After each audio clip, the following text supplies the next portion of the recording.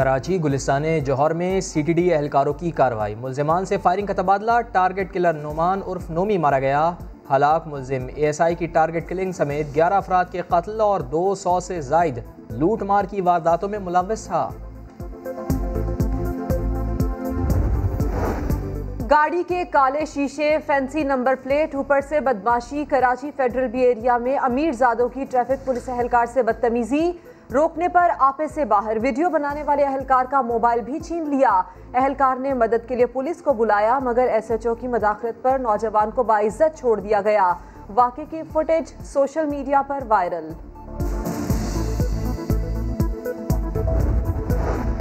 North Karachi 2 minute चौरंगी के करीब gas line में धमाका। मकान और दुकान में आग भड़क उठी। मकान गिर गया। खातून समेत 2 अफराद जाँ बहक। इलाका मकीनों के मुताबिक जेर ज़मीन गैस लीकेज थी। दुकान में लाइटर जलाने से धमाका हुआ।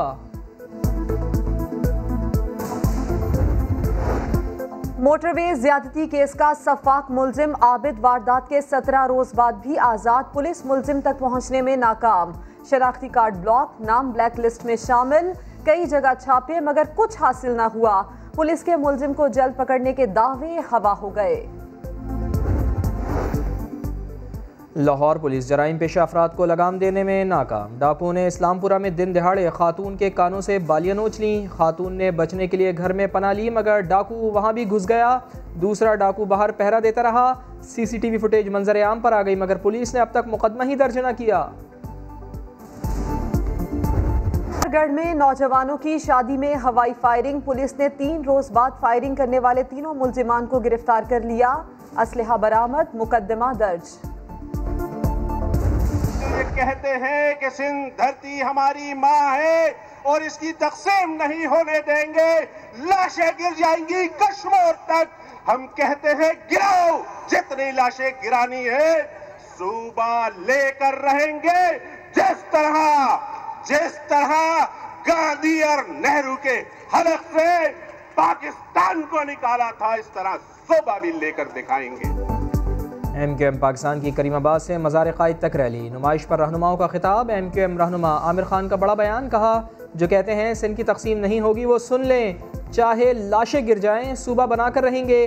कराची सिंध का हिस्सा है और रहेगा। पीपल्स पार्टी रहनुमा सईद गनी का जवाब। बोले नया सूबा बनाने के खिलाफ जल्द जलसा करेंगे।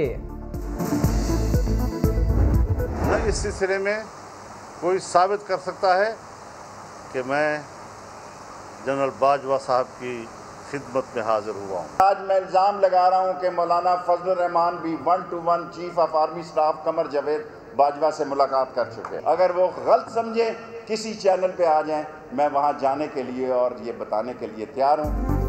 फजलुर रहमान भी आर्मी चीफ से 1-on-1 मुलाकात कर चुके। शेख रशीद का एक और बड़ा दावा। कहा गलत साबित कर दें तो सबूत पेश कर दूंगा। नवाज शरीफ मोदी और रॉ के साथ हैं। पेशगोई की कि ऑपोजिशन इस्तीफा देगी ना धरना। हर हफ्ते एक सियासतदान को एक्सपोज करने का ऐलान। वजीर रेलवे ने मोहम्मद जुबैर की आर्मी चीफ से पुरानी जान पहचान का दावा गलत करार दे दिया। कहा मोहम्मद जुबैर की जनरल बाजवा से कोई दोस्ती नहीं। 36 बरस में ये पहली मुलाकात थी। मरियम साहबा, मैं उस असद उमर के बेटे की शादी में जनरल हुमायूं के साथ बैठा हुआ था। आर्मी चीफ भी वहाँ थे। कुल 7-8 आदमी थे। ये छिपकली सा जुबैर भी वहाँ बैठा हुआ था। किसी ने इसको नहीं कहा कि तुम आओ। एक हल्का है हुकूमत का और हुकूमत का वो हल्का सियासतदानों और फौज को आपस में लड़ाना चाहता है। अगर वो उनके तर्जमान बनकर बोल रहे हैं तो फिर मुझे हक होगा कि मैं सारे हक़ाइक़ मैदान में लाऊं। 2 लोग अगर अपनी मुलाकात को खुफिया रखना चाहें तो उसे राज रखना फ़र्ज़ है। फजलुर रहमान का सखर में पार्टी इजलास से खिताब। कहा वजाहत की जाए कि शेख रशीद अपनी तरफ से बोल रहे हैं या इदारे के तर्जुमान हैं। मोहम्मद जुबैर का शेख रशीद के बयान पर रद्द-ए-अमल देने से इनकार। नवाज शरीफ ने पार्टी अरकान को इनफरादी या जमाती सतह पर अस्करी और मुतल्लिका एजेंसीज के नुमाइंदों से मुलाकात करने से रोक दिया। ट्विटर पर बड़ा बयान जारी। कहा जरूरी हुआ तो जमाती क़यादत की मंजूरी से हर मुलाकात एलानिया होगी। कोई मुलाकात खुफिया नहीं रखी जाएगी। खुफिया इदारा क्या चीज होती है? कोई ये हिंदुस्तान के खुफिया इदारे हैं? पाकिस्तान के फोर्सेज हैं। अगर कोई पाकिस्तान के इंटरेस्ट की बात होती जो मर्जी मिल ले तो ये PMLN का नाम रख दे, पाकिस्तान मुनाफिक लीग। सारे मुनाफिक इसमें भरे हुए हैं। सियासतदान मुल्की मफाद में इदारों से क्यों न मिले, PTI रहनुमा अली जैदी की नवाज शरीफ पर कड़ी तनकीद। नून लीग को मुनाफिक लीग करार दे दिया। वजीर इत्तलात पंजाब फैयाजुल हसन चौहान बोले हर मुश्किल में काम करे फौज और सियासतदान करे मौज, अब ऐसा नहीं चलेगा। नवाज शरीफ बानी MQM का पार्ट 2 हैं। APC में एक दूसरी जो इन्वेंशन हुई, मियां मोहम्मद नवाज शरीफ साहब इल्ताफ हुसैन पार्ट 2 के तौर पे सामने आए। APC के अलामिये में अदारों को टारगेट किया गया है। यही 5th जनरेशन वार का एजेंडा है। फौज की सियासत में नहीं होना चाहिए, अपोजिशन की डिमांड नहीं है, फौज की भी डिमांड है। ये आर्मी चीफ भी कह चुके हैं, आइन भी यही कहता है। अगर आर्मी चीफ ने मिलना चाहा अपोजिशन से इस मामले में या तमाम पार्लिमानी लीडर से, तो मुलाकात हो गई। आर्मी चीफ से मुलाकातों का APC से कोई ताल्लुक नहीं। लीगी रहनुमा शाहिद खाकान अब्बासी कहते हैं पार्लिमानी रहनुमा आर्मी चीफ की दावत पर मिले। एहसन इकबाल बोले रियासती इदारों की अपनी हुदूद होती हैं, किसी इदारे के सेल बेकाबू हो जाएं तो रियासत कैंसर में मुब्तला हो जाती है। आइन और कानून की ताकत पार्लियामेंट के पास है, डी फैक्टो ताकत को एस्टेब्लिशमेंट के पास है। ये तजाद इस मुल्क को टेक ऑफ नहीं करने देगा। वज़ीर आज़म को एक और खत लिखा, उन्हें बताया, रिपोर्ट नहीं वो भी मीडिया देखते हैं ना, किसी को नहीं पता भाई ये कुछ हुआ भी है। मैं फेडरल गवर्नमेंट से सख्त प्रोटेस्ट करता हूँ, जो बेहिसी दिखाई है उन्होंने सिर्फ के लिए। बारिशों से तबाही हुई, विफाक ने कोई खबर ना ली। वज़ीर आला सिंध इमदाद न मिलने पर विफाक से नाराज़, कहा विफाक आईनी जिम्मेदारी पूरी नहीं कर सकता तो साइड पर हो जाए। The stolen assets of developing countries, including proceeds of corruption, bribery and other crimes, must be returned immediately. हमारी हुकूमत को करप्शन के खात्मे का मैंडेट मिला है। आलमी बिरादरी रकूम की गैर कानूनी मुंतकली के खिलाफ इकदामात उठाए।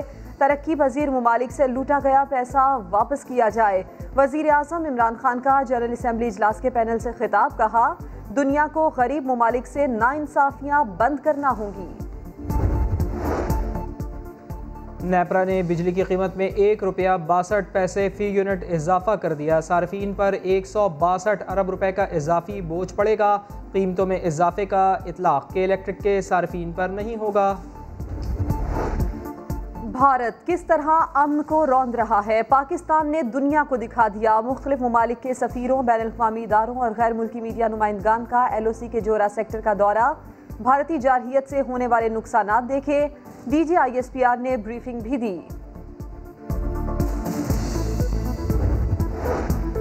भारतीय शहर जोधपुर में हिंदू बरादरी के 11 अफराद की हलाकत के खिलाफ पाकिस्तान हिंदू काउंसिल के तहत लॉन्ग मार्च। शुरका इस्लामाबाद पहुंच गए। डिप्लोमेटिक एनक्लेव के बाहर धरना। कोरोना वैक्सीन आने तक रेगुलर हज और उम्रा बहाल नहीं होगा। वजीर बराए मजहबी उमूर नूरुल हक कादरी ने बता दिया, कहा पाकिस्तान के लिए दिसंबर या जनवरी में सऊदी अरब उम्रा पॉलिसी बनाएगा। वीज़े महदूद तादाद में दिए जाएंगे। और साबिक ऑस्ट्रेलवी टेस्ट क्रिकेटर और कराची किंग्स के कोच डीन जोन्स मुंबई में इंतकाल कर गए। डीन जोन्स के लिए दिल का दौरा जानलेवा साबित हुआ। IPL में कमेंट्री के लिए वो भारत में मुकीम थे।